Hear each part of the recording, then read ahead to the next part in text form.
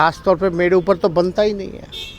मेरा तो दूर दराज से रेलवे से कोई लेना देना नहीं। उस समय तो हम पढ़ाई करते थे आर के पुरम में, क्रिकेट खेला करते थे, तो उससे कोई मेरा मतलब नहीं।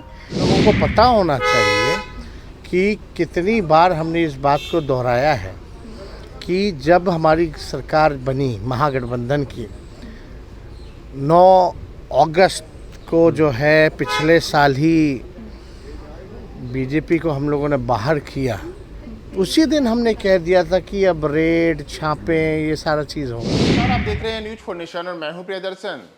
आज लैंड फॉर जॉब मामले में लालू यादव और उनके बेटे और बिहार के उप मुख्यमंत्री तेजस्वी यादव सहित अन्य आरोपियों को राउज एवेन्यू कोर्ट से जमानत मिल गई है। और इन सब के बीच अब बिहार के उप मुख्यमंत्री तेजस्वी यादव ने अपने जमानत के बाद केंद्र सरकार पर हमला बोला है।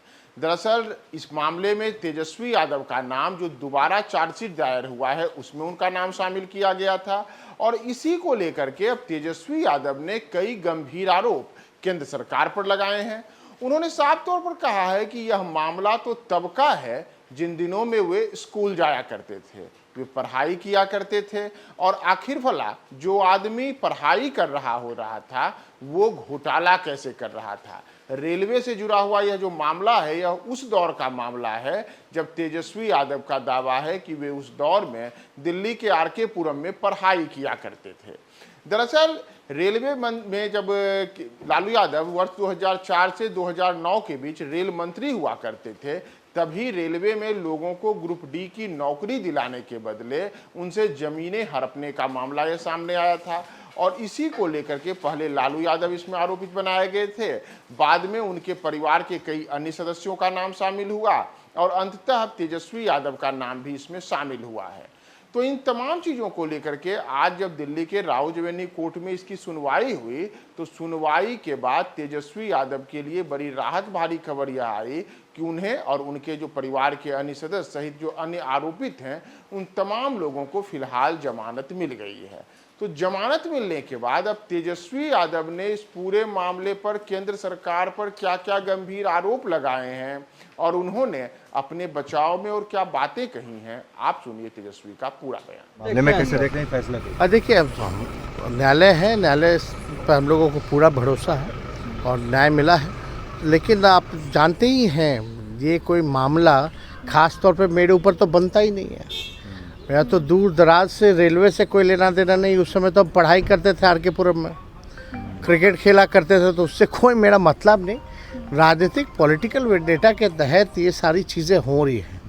और आज भी आप लोगों ने देखा है कि संजय सिंह जो है उनके यहाँ रेड पड़ा, कल पत्रकार जो हैं उनको ज़बरदस्ती जो है फंसाया जा रहा है। तो एक विंडिक्टिव एक पॉलिटिक्स जो है वो हो रहा है। आप सच बोलिएगा, जनता की बात कीजिएगा और जवाब चाहिएगा सत्ता पक्ष के लोगों से, तो ये कार्रवाई होती रही है। तो इसलिए हम सब लोग जो है निफिक्र हैं इस चीज़ को लेकर के, हम लोग भी जान रहे थे। और आप लोगों को पता होना चाहिए कि कितनी बार हमने इस बात को दोहराया है कि जब हमारी सरकार बनी महागठबंधन की 9 अगस्त को जो है पिछले साल ही बीजेपी को हम लोगों ने बाहर किया, उसी दिन हमने कह दिया था कि अब रेड छापे ये सारा चीज़ होगा। हालांकि चार्जशीट में नाम नहीं था, सप्लीमेंट्री चार्जशीट में नाम आया, लेकिन ये सब लोगों को पता था अगर आप भाजपा से लड़िएगा तो ये होना ही है। लेकिन अगर आप भाजपा के साथ जाइएगा तो आपके सारे केस मुकदमे दूर हो जाएंगे। तेजस्वी जी, एक सवाल है कि रोहिणी आयोग की चर्चा तेज हो गई है कि केंद्र सरकार रोहिणी कमीशन लास्ट जब आएगा तो देखा जाएगा ना। आप लोग जातीय जनगणना जब आ जाए तब देखा जाए ना।